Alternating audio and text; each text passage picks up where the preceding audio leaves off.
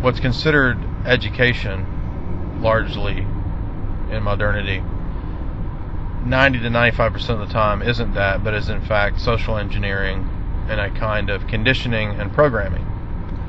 So generally what you get in state schools, it's not that all the information is false, just like mainstream media or something like that. It's not that all the information is false, but that the receivers of the information do not have the ability to critically think and analyze. And when you aren't able to critically think and analyze, information is more of it functions more like propaganda. So a lot of websites and a lot of news sources and a lot of researchers and alternative media and people with conspiracy sites or whatever, since they themselves oftentimes don't have proper foundations and don't have a good insight into human nature, will generally propagate things that aren't really helpful. So in other words, the underlying assumption is that if we just spew forth endless information, there's a sort of endless data stream without any kind of grounding or foundation by which to classify and place the information, we're essentially just receiving a program, being programmed, if you will. So a person has to have a proper education. They have to have critical thinking. They have to have a basic understanding of logic, and there should be a basic understanding of philosophy. And what constitutes philosophy and a philosophical worldview should be the starting point. Because without that, again, if you don't have the ability to properly use reason as the tool that it's meant to be, then one will be privy to the irrational swaying of all kinds of different bizarre positions. So, critical thinking, logic, when we talk about a philosophical worldview, classically speaking, philosophy is divided into three categories. And those categories are knowledge, which is epistemology, ethics, decisions about right and wrong, and metaphysics. What is being? What is it to exist? What is the status of something that exists? What does that mean to exist? What is meaning? And it's important to know too, as most people do not, that all three branches of philosophy, which make up what we might call our worldviews, are all interrelated. Each one of these branches necessitates or leads to claims about the others. So it's very fashionable, it's very popular in modern socially engineered education or philosophy to think that, for example, one can have ethical views that don't really have anything to do with metaphysics or epistemology. In other words, they don't have any necessary connection to, or they don't necessitate any claims in the other two branches. However, that can very easily and very clearly be shown to be false. In fact, any kind of claim that one makes at all, any kind of proposition, any kind of sentence, will in fact necessitate claims or logically lead to claims or beliefs in any of those three branches. So, off the top of my head, we'll just give an example. If one were to make an ethical claim, okay, such that one should tell the truth. Generally, we think that it is proper, fitting, and right for a person to be truthful.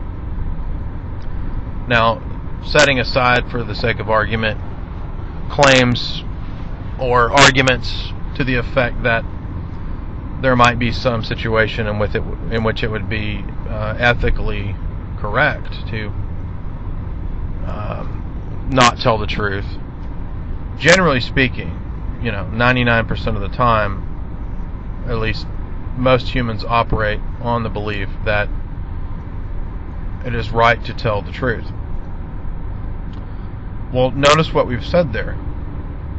In saying that it's correct and right to tell the truth, we've talked about truth, okay? Truth, however, is a category of epistemology.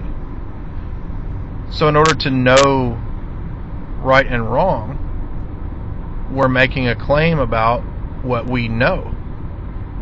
Truth, therefore, is also bound up with and presupposed by the claim that we should tell the truth. Okay, so in making an ethically normative statement, it is ethically the norm to tell the truth, we've also made an epistemic statement, or we've assumed some more foundational epistemic premise. In this case, it is that we know, whatever the case is, we know that it's right to be truthful. Metaphysically, it also necessitates that we believe that there is a category of things that are true, which we distinguish from things that are false. So in constructing a sentence and making this proposition and having a certain belief about the rightness and wrongness of propositions and that one ought to be truthful, we've also made a metaphysical claim. And admittedly, when discussions about this kind of thing arise, admittedly it's not as obvious how we're making a metaphysical claim. And the reason for that, though, is not because it's not easy to substantiate the claim. The reason is that people just don't know metaphysics. Okay, so metaphysics is, as we said, the branch of philosophy that involves claims about existence or being. Sometimes the word ontology is used, and that's just a fancy word for being. And sometimes philosophers will make elaborate distinctions between metaphysics and being, but that's a more advanced issue. So on a podcast or a talk just dealing with the basics of philosophy and worldviews, we don't really need to go into depth about that. It's sufficient to know that a metaphysical claim is being made when we say that one should tell the truth. And there are many different ways to cut this. There are many different ways to demonstrate that. One is that when we make the statement that one should tell the truth, not only do we know or assume to know some category of things or set of propositions that are known as true, we also are giving a universal status to something true. Okay, so or whatever things we consider to be true. Even if we may be wrong, okay, even if the individual making the claim is wrong about what they think is true, it's still the case that in making such a statement, we are universalizing. We are saying that the categories of things that are true should always be adhered to and should always be told. Accepting those cases where one can make an argument that it would be profitable to lie. For example, if a person was hiding political prisoners in their basement and the Gestapo or some sort of group of thugs came by to kill the individuals in your basement, and you said, there are no individuals in my basement, that would be an example of a situation when it would be just to lie. But if we're setting aside those examples and we're talking just about what's normative here, not the anomalies, but what's normative is to tell the truth, the ethical claim we've made. We've then made an epistemic claim in that we know some category of propositions or beliefs about the world which we believe are true, which fit into some category of truth. And so that covers the epistemic branch of a worldview. And then we've also made a claim about existence, that there exists some category of things that are true. There is some classification, something about truth that makes it correct or appropriate, as opposed to the propositions or claims or things that we believe to be false or are false. So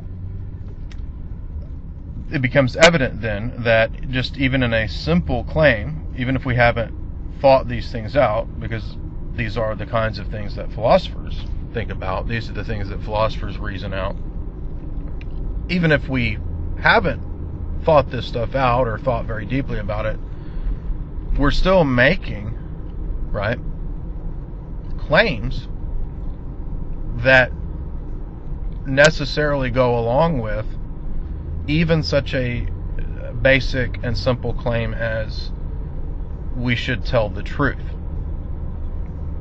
So, in other words, bound up with a simple sentence, which we think might be, something very basic, we should tell the truth. We can't get any deeper than that, right? I mean, surely that's just evident and clear, and doesn't really bring a whole lot of other facts along with it. We see that with philosophy, and with using philosophy, and with back to this issue of a proper grounding in education, in a classic education, we see that such a claim is not, in fact, the most basic that we can make. There are all kinds of other things that have to be the case that we're automatically sort of committed to, right? So